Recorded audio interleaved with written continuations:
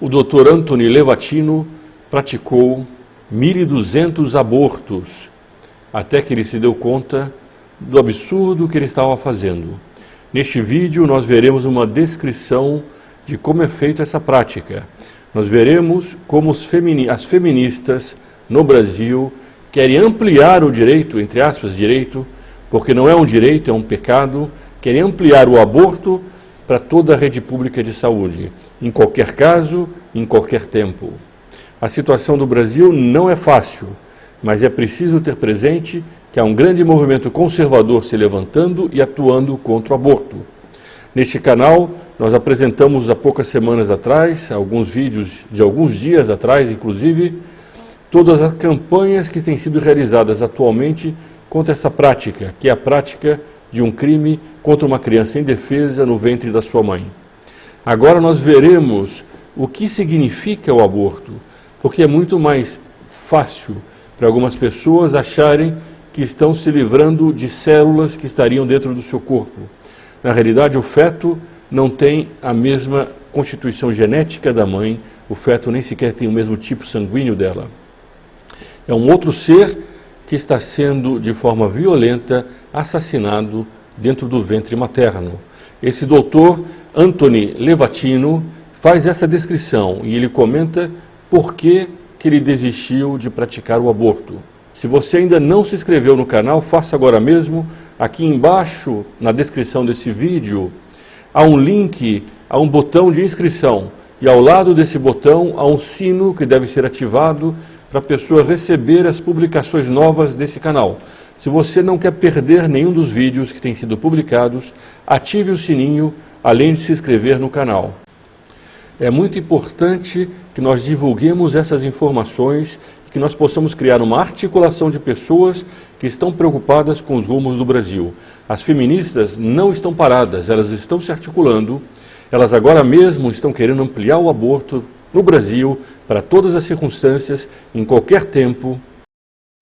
A partir de segunda, a gente tem que começar outra briga que obrigue todos os hospitais do SUS a oferecer o aborto legal, porque é lei. Se é um procedimento previsto pelo SUS, os hospitais têm a obrigação de oferecer. Tem que haver algum tipo de multa para o hospital que se recusa. Como esse Twitter, há inúmeros outros. O feminismo não é favorável às mulheres, é uma leitura marxista aplicada ao sexo, criando uma espécie de luta de classes entre o homem e a mulher. O feminismo não quer o bem da mulher, ele instrumentaliza a mulher em função de uma ideologia, de uma falsa ideologia socialista que está, infelizmente, presente em inúmeras pessoas que saem por aí defendendo o aborto. Recentemente, o Instituto esteve em frente ao hospital aqui em São Paulo, que é praticado o aborto, entre aspas, legal. Esse é um ponto importante. As abortistas querem dizer que o aborto é um direito da mulher, quando na realidade o aborto não é punido em 3 casos atualmente no Brasil, o que não é a mesma coisa de dizer que o aborto deixa de ser crime. Infelizmente, desde o governo de Fernando Henrique Cardoso, hospitais começaram a oferecer aborto na rede pública, mas ainda restrito apenas a alguns hospitais. Eles querem ampliar muito mais do que isso. Na quinta-feira, há uma semana atrás, o Instituto esteve na frente de um desses hospitais para defender um grupo pró-vida que havia sido agredido por pessoas que achavam que o aborto de tal maneira é um direito delas, que era um absurdo e era inaceitável que pessoas estivessem na frente de um hospital rezando contra o aborto. Aquelas pessoas que defendiam a vida estavam dentro de uma jornada de 40 dias, faziam parte de um movimento que é chamado 40 dias pela vida e que ficavam, portanto, 40 dias na frente de um hospital. De um outro lado da calçada, rezando o terço. Infelizmente, eles foram agredidos e o Instituto esteve lá para defendê-los. E nós fomos depois objetos, também nas redes sociais, de acusações e de calúnias que já foram aqui postadas nesse canal. Ao final deste vídeo, nós incluiremos os links para essas postagens, que elas demonstram a radicalidade e a decisão que essas pessoas têm, essas que defendem o aborto, de levar essa prática abominável tanto aos olhos dos homens, porque a morte de um outro ser humano mas sobretudo abominável aos olhos de Deus, porque é um pecado. Eles querem levar isso a uma espécie de ampliação máxima. Há projetos no Congresso Nacional, há demandas na Justiça, querendo permitir o aborto em qualquer caso, em qualquer período da gestação. Nós vamos ler aqui agora, nós vamos ver primeiro a descrição desse médico que eu comentei no começo desse vídeo, que desistiu de fazer o aborto após ter praticado 1.200 abortos. Ele vai explicar por que ele desistiu. É importante entender isso que se passou com ele, porque em determinado momento ele percebeu que ele não estava tratando com uma célula inerte dentro de um corpo humano, que era o corpo da mãe. Ele estava tratando com uma vida, com o filho de alguém que estava sendo assassinado no ventre da própria mãe. 2 months short of my daughter Heather's 6th birthday, she was killed in an auto accident and literally died in her arms in the back of an ambulance. Anyone who has children might think they have some idea of what that feels like, but unless you've been through it yourself, you have no idea whatsoever. I know people find it hard to believe, but what do you do after disaster? You bury your child and then you go back to your life. And I don't remember exactly how long it was after my daughter died that I showed up at Albany Medical Center OR number 9 to perform my first second trimester D&E abortion. I wasn't thinking of it as anything special. This was routine to me. But I reached in, literally pulled out an arm or leg and got sick. You know, earlier on I described stacking up body parts on the side of the table. It's not to, gross people out, to use a simple term. When you do an abortion, you need to keep inventory. You have to make sure you get 2 arms and 2 legs and all the pieces. If you don't, your patient's going to come back infected, bleeding, or dead. So I soldiered on and finished that abortion. And I know it sounds, as I said, hard for people to believe, but I'm telling you straight up my experience. You know, after over 1,200 abortions, first and second trimester up to 24 weeks and all the rest of it, and being very dedicated to it, for the first time in my life I really looked. I really looked at that pile of body parts on the side of the table. And I didn't see her wonderful right to choose, and I didn't see all the money I just made. All I could see was somebody's son or daughter. And I stopped doing late-term abortions after that, and several months later stopped doing all abortions. Pela primeira vez, o Dr. Anthony tinha visto aqueles pedaços de corpos humanos como eles de fato são.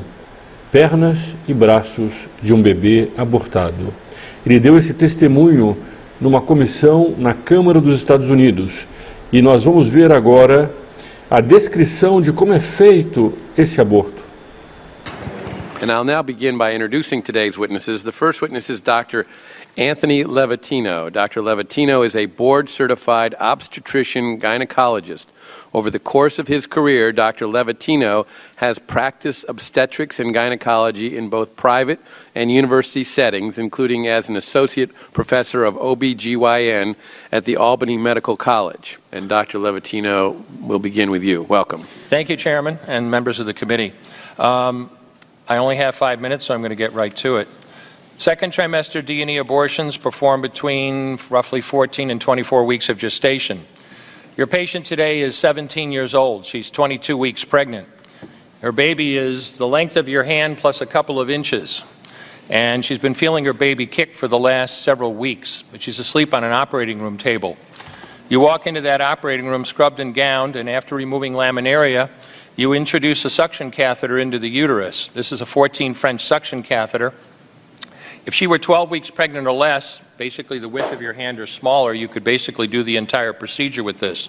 But babies this big don't fit through catheters this size. After suctioning the amniotic fluid out from around the baby, you introduce an instrument called a Sofer clamp.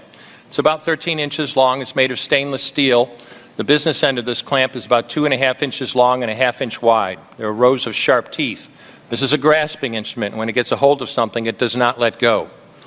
A D&E procedure is a blind abortion, so picture yourself introducing this and grabbing anything you can blindly and pull, and I do mean hard, and out pops a leg about that big, which you put down on the table next to you. Reach in again, and pull out an arm about the same length, which you put down on the table next to you. And use this instrument again and again to tear out the spine, the intestines, the heart and lungs. Head in the baby that size is about the size of a large plum. Can't see it, but you've pretty good idea you've got it if you've got your instrument around something and your fingers are spread about as far as they go. You know you did it right if you crush down on the instrument and white material runs out of the cervix. That was the baby's brains. Then you could pull out skull pieces. And you have a day like I had a lot of times, sometimes a little face comes back and stares back at you. Congratulations, you just successfully performed a second trimester D&E abortion. You just affirmed her right to choose. Depois de 1.200 abortos, ele se deu conta que aquilo que ele estava fazendo era inaceitável. Houve um momento que a consciência dele acordou. Infelizmente, não é o que tem acontecido no Brasil. Feministas aqui querem ampliar o direito do aborto. Nos Estados Unidos, diversos estados da federação têm criado leis restritivas ao direito do aborto. No Brasil, nós temos a expectativa que isso ainda venha a acontecer, mas por enquanto as notícias que saem são na linha oposta. Eles querem, de um lado, ampliar o aborto para toda a rede pública e do outro, como ficou claro com esses fatos que ocorreram aqui em São Paulo, na frente de um hospital, querem silenciar os que são contrários ao aborto. Nessa ocasião, uma das pessoas, defensora do aborto, que estava lá, naquele local, em frente a um hospital que se praticava o aborto no Brasil, inconformado com a nossa presença, dizia que era absurdo que as pessoas se manifestassem contra o aborto. Em uma matéria do ano passado, o portal de notícias UOL, para chamar a atenção do aborto e querer vencer a resistência dos católicos, publicou uma matéria que dizia: mãe católica, médica, assume o principal serviço de aborto legal, entre aspas, do Brasil. A matéria diz que só em 2017 esse hospital já tinha praticado mais de 400 abortos, ou seja, mais do que um por dia. Nós não temos os números atuais, mas são certamente muito maiores. O aborto é, hoje, a principal causa de morte dos seres humanos. A dona Selene, que foi entrevistada naquela barraca das 40 dias pela vida, o vídeo dela está aqui nesse canal também, ela diz isso, esse dado, ela dá claramente esse dado, hoje em dia a principal causa de morte é o aborto. Alguém poderia dizer que o Brasil, sendo um país majoritariamente católico, cristão, jamais permitiria uma coisa dessas. Não é o que tem acontecido no Brasil e no mundo. Eu tenho uma matéria da Itália, do UOL também, desse portal UOL, no dia 29 de outubro deste ano, 2019. 7 médicos são acusados de homicídio por recusarem a fazer aborto na Itália. Na Itália aprovaram o aborto, eu não sei se em todos os casos, mas em alguns casos certamente, e garantiram aos médicos o direito de apresentarem o que eles chamam de objeção de consciência. Ou seja, um médico pode se negar a fazer o aborto. Há no Brasil um problema também para esse pessoal que defende o aborto, porque a grande maioria dos médicos não aceita matar uma criança no ventre da sua mãe. Infelizmente, apesar de eles garantirem a esses médicos que eles não seriam processados, eles estão sendo. Vejam o que diz a matéria. Valentina Miluzzo morreu em 2016. Ela estava grávida de gêmeos que não teriam chance de sobreviver, segundo diz a matéria.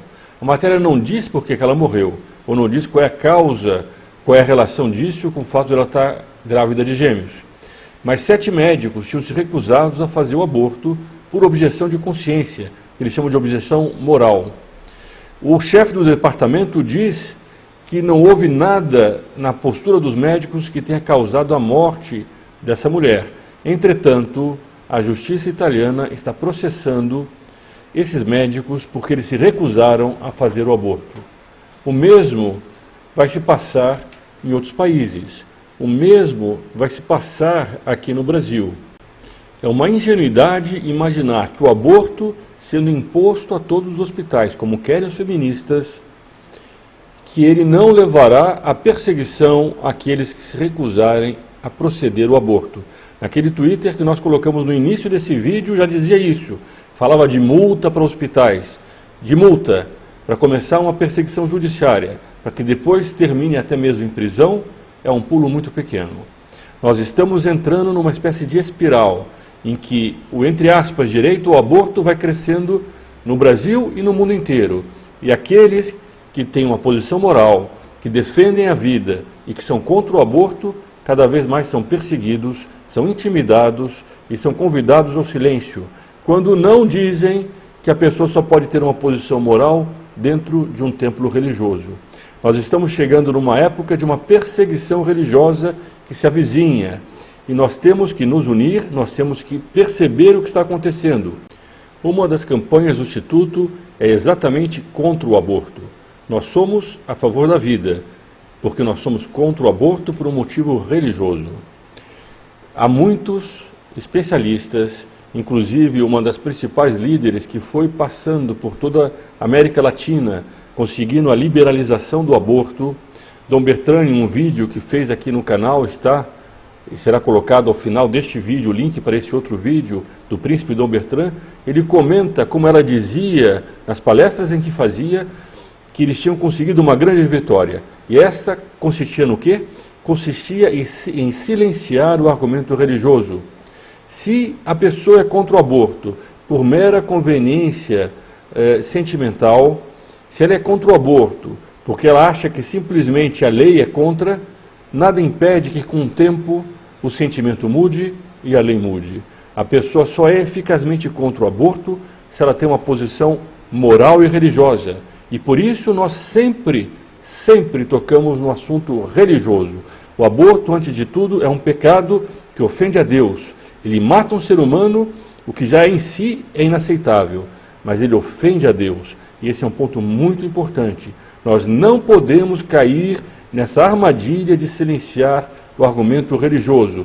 E nós temos que nos articular. Nós temos que criar um movimento de opinião pública que esteja disposto a ir às ruas, que esteja disposto a defender esses princípios. Para isso eu peço que você, se gostou desse vídeo, compartilhe entre seus amigos e considere seriamente ajudar as atividades do Instituto Plinio Corrêa de Oliveira. O Instituto depende dessas ajudas, depende dos seus amigos, dos seus simpatizantes, para poder manter as suas atividades.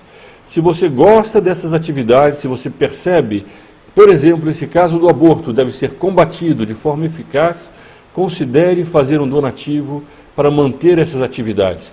Nós vamos colocar também na descrição desse vídeo um link para uma petição contra o aborto. Nós temos que nos manifestar, nós não podemos nos omitir. Viva Cristo Rei e sua Mãe Maria Santíssima!